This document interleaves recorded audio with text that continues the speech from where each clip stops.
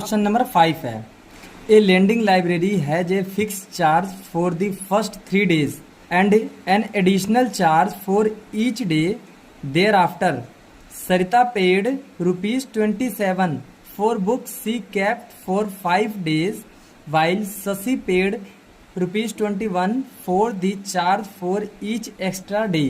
एक लाइब्रेरी है, वहाँ पर क्या है, पहले 3 डेज के चार्ज फिक्स है, उसके बाद क्या है, जितने भी हमारे नेक्स्ट डे रहेंगे उसमें क्या हमारा एडिशनल चार्ज लगते रहेंगे। यानी कि एक लाइब्रेरी है जहाँ पर पहले 3 डेज के क्या है चार्जेस फिक्स हैं, 3 दिन के बाद जितने दिन भी आप एक्स्ट्रा रखेंगे उसके क्या है एडिशनल चार्जेस हैं। जैसे एग्जांपल मान लीजिए वहाँ पर 3 डेज के जो चार्ज है फिक्स ₹100 है। अगर आपने 4 डेज के लिए एक बुक लिया है तो 3 डेज के मान लीजिए फिक्स चार्ज कितने ₹100, वो तो आपको लगने ही लगने हैं। और यहाँ एक डे और एक्स्ट्रा है, कि आपने मान लीजिए ₹50 रखे थे।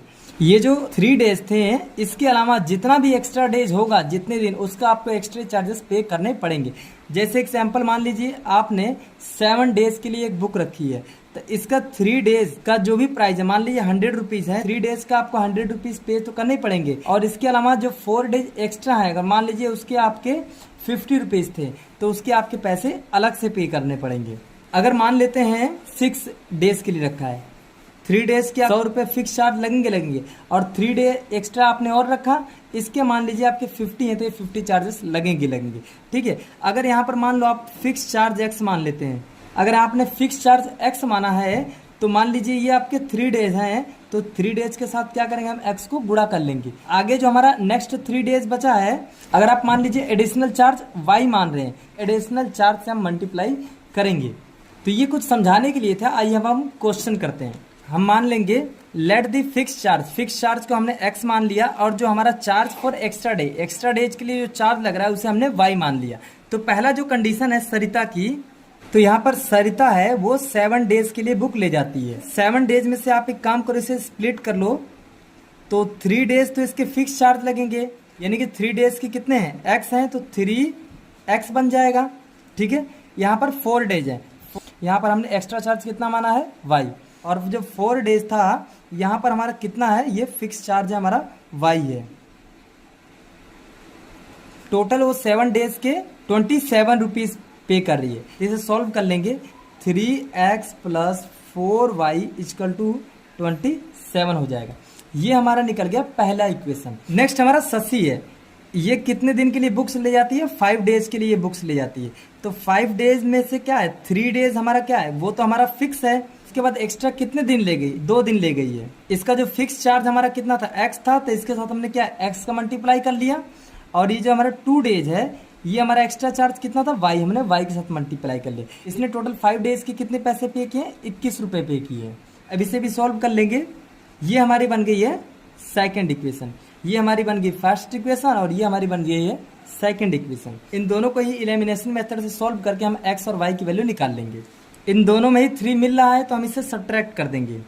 हम सब्ट्रैक्ट कर देंगे first and second equation, 3x + 4y = 27, और जो इसकी दूसरी इक्वेशन है 3x + 2y = 21।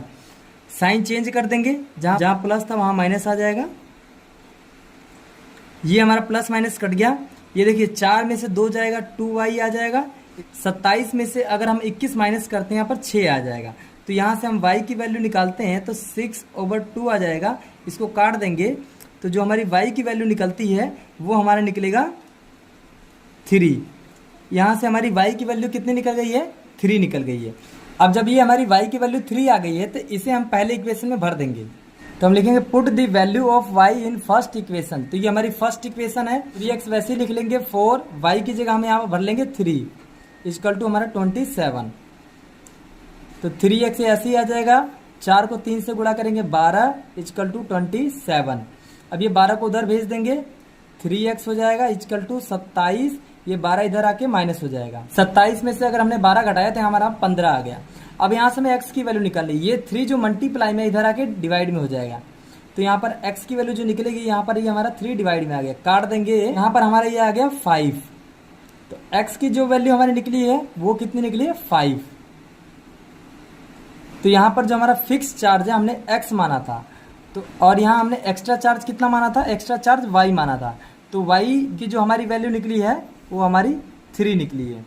यानी कि फिक्स चार्ज हमें कितना देना पड़ेगा, 5 रुपीज़, और एक्स्ट्रा चार्ज जो पर डे का है वो हमें 3 रुपीज़ देना पड़ेगा। तो ये हमारा 5वां क्वेश्चन था। यहाँ पर ये हमारा 5वां क्वेश्चन समाप्त हो जाता है।